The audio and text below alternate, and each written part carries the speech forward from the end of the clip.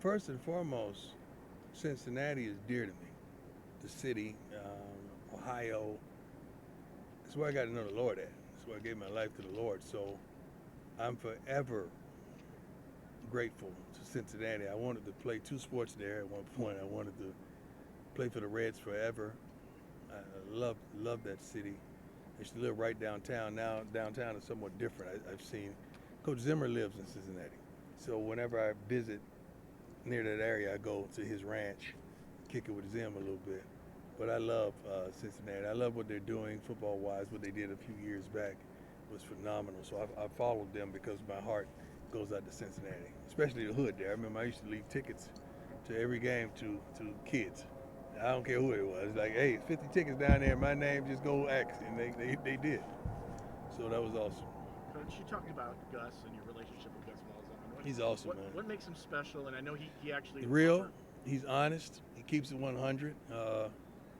When we went there on a recruiting trip, I've never seen a coach do this. He had another kid that was like a 5-star quarterback, and he said, "All right, let's see what y'all got." He took Shador on the backfield with some receivers and that quarterback, and they went at it, throw for throw. You know how it turned out. But who does that? Besides the coach that want to know the truth.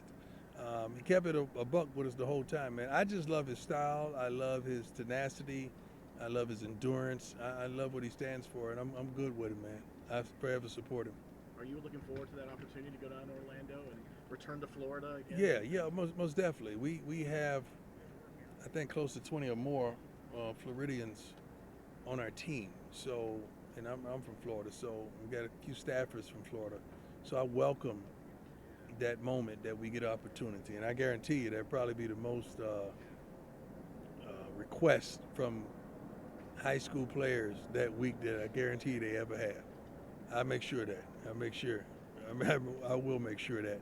But he's phenomenal, man. I love him. All these coaches have been great to me. They've been gracious. They've been kind. They've been supportive. They've been outside the box. I'm not used to that. I'm not used to nobody treat me right. I'm not used to it. I'm used to the hate, you know. But being used to the hate, you guys have helped me understand what love is. Coach, you talked about your players wanting the bright lights. Mm-hmm. Shedeur certainly handled that well last year. Yeah. Now everybody knows who he is. Everybody's been knowing who he was. I think we barely lost when we were in Jackson, you know. So everybody knows who he is. The key this year is consistency and protection. We got to protect him. We got to be consistent. We got to be able to run the football. We got to do some things that keeps us where we want to be, and that's ahead of the game, ahead of the curve. We've flipped the roster once again, which we had to. We're doing things out of necessity, not just because we're doing stuff for recreational purposes. I gave you guys a stat that I'm sure you couldn't believe because you talk about us being in the portal so much. When I told you 17 freshmen and 14 of them played, ain't nobody ran with that story, huh? Who else plays more freshmen than we do? That percent. What is that percentage? Over 80. Huh? Over 80. So who in college football plays 80% of their freshmen? Nobody. But we're portal driven. We do what we have to do to make sure things are sufficient and suffice. Now, once we have stability at other positions, then we can go out and grab more freshmen. You'll probably see an increase in that. High schoolers, I'm sorry. You see an increase in that every year that we guarantee success. This year, of course, we had to go and get some linemen that are ready, that has played in the Power 5, that have started a multiplicity of games in the Power 5, and that can protect our most valuable asset. That's our quarterback. Coach, Excuse me? a sellout in Boulder, what is it like for those that haven't been? It's crazy. You can feel the energy to the television. I'm sure you may not have been there, but they watch this play on television. Boulder is unbelievable, man. The fans, the support, the love, the passion, not just for the people in Boulder, that for the people that fly in to migrate to our games. I'm forever grateful and thankful. Not only that, but for the networks that choose to put us on because they know people want to see us lose and people want to see us win. Nevertheless, they want to see us. Coach, as professionally, as a coach, you've jumped up from one division conference to another. And as a player at Florida State, They were just a few years out of being in the Metro Conference before they got in the ACC. Right. Because of your familiarity with football in Florida, what do you think of UCF and their jump up and what it means for them? My concern is Colorado. I rest my case. I get it. All right. I ain't got time for nobody else, man. I got time for my kids. Coach, you talked about Commissioner Yormark calling Yeah. the shot caller earlier. Just what's your boss, first man. impressions with him overall right now? Man, that's a boss, man. That's a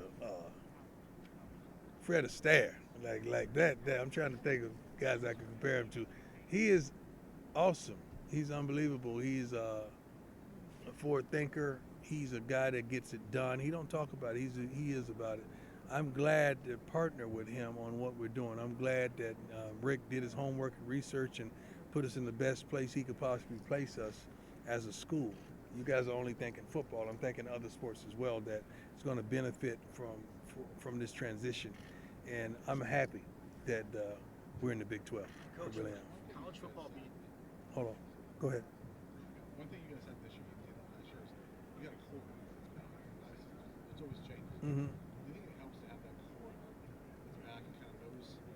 Well, we have. You're right, but then again, it goes to another level. We have mature young men that understands the moment and understands timing and understands now. That's what we have. That's what we didn't have. We didn't have guys that believed in themselves. We didn't have guys that believed in the program, believed in the team. We have young men that believe they're pros. They believe that if we ball out, when we ball out, many more of us are going to get opportunities because we balled out. I showed them statistics of the top, I think, 4 teams in college football, including Florida State. Those schools collectively had the most kids that were drafted. That's what winning does. So if you want more young men to go into the draft from your team, win. That's all you gotta do. Just win. I'm looking forward to 2 more guys joining the 2 that we have that we know are going in the top 5. It should be 2 more on the roster. I'll let you figure that out, but there's 2 more going in the first round. I feel that, and I stand by that. Coach, you talked about BJ Green earlier. Yeah. We have 2 other transfer defensive ends, Yeah. Deion Hayes and Sam Cole. Unbelievable. Unbelievable. What are you going to do to make sure that all 3 of them get the snaps they deserve? They're going to get on the field, and I'm going to say, get up. what you mean what I'm going to do? I can't play no more. They got to do it. I can't do it. They got to do it. Those young men, they have that, though, man. Their thought processes are different, man. They're pros that's still playing in college football. Like, they get it, and they want it, and they know what it takes to get to that level. And, shoot, they got 2 pros on the defensive line that are teaching them and coaching them. And Coach Vincent Dancy, that's one of the best coaches on the darn staff to me, that he's going to be probably the next coordinator at some point or some time for someone or us. So those young men that we have, and I could keep naming several other guys. Shoot, you don't forget. I'm trying to say something, don't get in trouble. Arden Walker is pretty darn good. Okay, don't forget him by any means. And let me tell you something. Taj McCoy, the freshman last year, watch that kid. Watch what he does. And we got a big killer that when he figures it out, Quincy Wiggins, when he figure it out, it's a wrap. He's a freak of an athlete, freak of a player. The kid can flat out ball. You talked about committing to the run. Where does that stand now? Is Hayden the leader, or where are you looking to? How's it going to shake out in that running back room? It's going to shake out the way it shakes. It don't matter who started, man. It's who finishes and who gets the job done. All those backs are good, man. You guys, just because Charlie Offerdahl had the title of a walk-on, you guys underestimate him. You look past him. I don't. I look at a man for what it is, not where he came from, where he is right now. So forget the small beginnings. I think he deserved the opportunity. He's not a walk-on anymore. He's a scholarship player, and he's the starter at this point. They got to beat him out. Coach, you talked about potentially having 4 first-round draft picks this upcoming year. Yeah. Some very early draft projections have Shador coming right here to Las Vegas to play for the Raiders. That'd be nice. Just your thoughts on the city and The city is beautiful. I'm not a gambler, so I'm not with all that. But that'd be nice. He has a wonderful head coach, a wonderful president in this organization that I think I'm meeting today, actually, right? Yeah. So that'd be nice. I've been looking around the stadium. It's a nice stadium. It's nice. It's nice around here. Antonio Pierce, obviously, you just Great man. He's a great man, great leader. Earned the job. They didn't give him nothing. He earned the job. I love what he brings to the table. I don't want him to lose to the point where he has the ability to get Shador. Let's get that straight. Okay? I don't want that to happen. I really don't. But I wouldn't mind some kind of way it happens that he's here. I don't want that to happen. Coach, college football being about rivalries, obviously Colorado and Nebraska were theirs last year. Have you gotten or heard from like alum Colorado being back in the Big 12? Because obviously players' territory. No, I haven't. I hear everything else. I mean, everybody say all kind of stuff about us. You hear everything. I don't hear that part of it. I hear all the crazy stuff. Coach, it's obviously a pretty hectic day, but earlier you got a chance to kind of reminisce. Well, man, how you doing? I'm good. How are you? How's your summer? That's pretty good. Yeah. Not too bad. You looking good, man. Thanks, I appreciate it. Right. You got to reminisce with Coach Holmo earlier and tell some stories with Shiloh.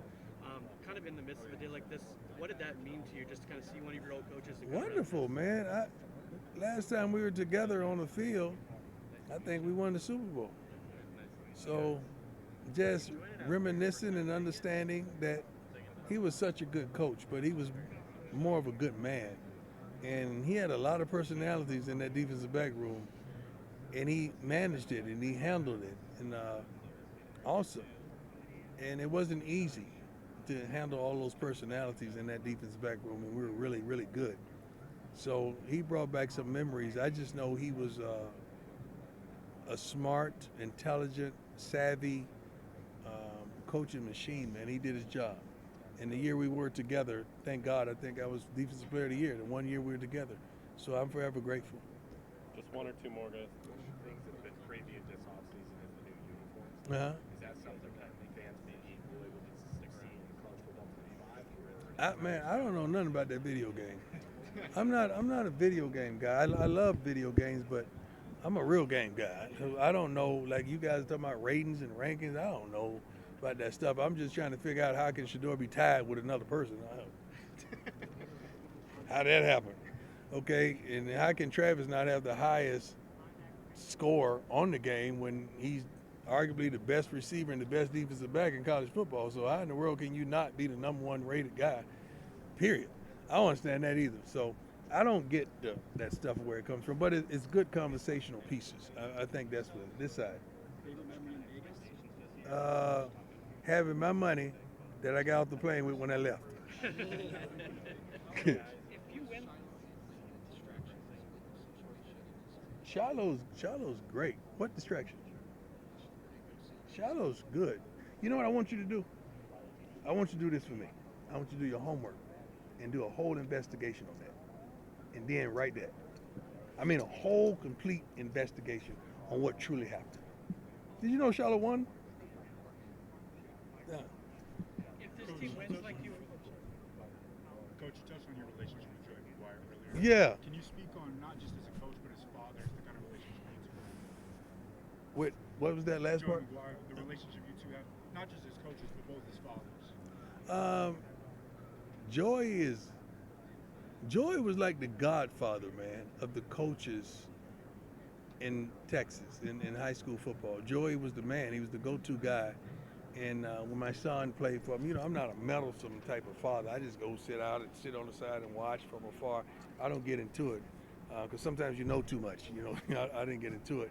And he ran a heck of a program. It was very successful. When he left, I was hurt because so many kids were getting blessed from that area, but he had to move on and move on up. And going to Baylor, doing his thing, then getting the opportunity, I was happy for him. Joey is a stand-up guy. He's a great guy. He's always been consistently a good dude and handled my son really well and others that I know from that program.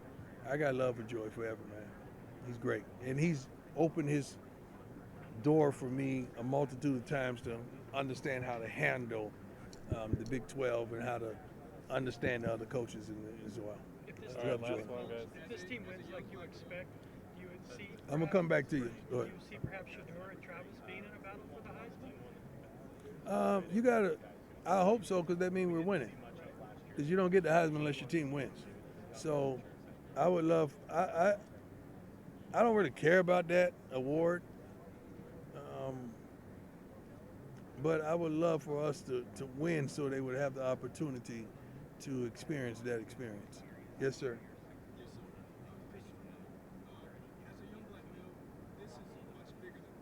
Yeah, that's right.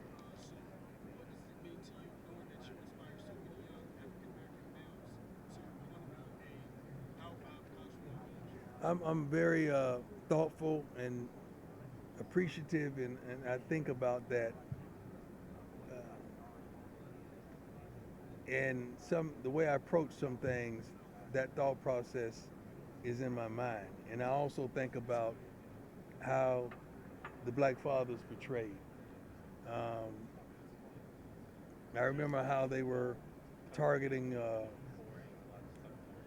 LeVar Ball because he had love for his kids and wanted to do his thing. Next thing you know, both of those kids are first rounders, right? He told you before it happened, but you ain't like it. Now you're all over LeBron about Bronny getting the opportunity. Bronny was going to get an opportunity whether you like it or not. It just depends on where the opportunity came from. It happens to be with his dad, which is iconic. And you look at my sons, and you attack that, and you always got something to say instead of being appreciative, because most of you got sons or daughters, and just think if somebody treated your kid like you treat ours. You attack theirs like you attack ours, and you don't do your homework and understand the stories that you're asking me about. Like, you got to really consider that stuff. But as a black man, we gonna always be on the cross, my brother. A lot comes with that. Much is given, much is required. I'm ready for that, though. God chose the right one. That's why I'm thankful to be in front of you. Yeah. Thanks, guys. Appreciate you guys. Great question, dog.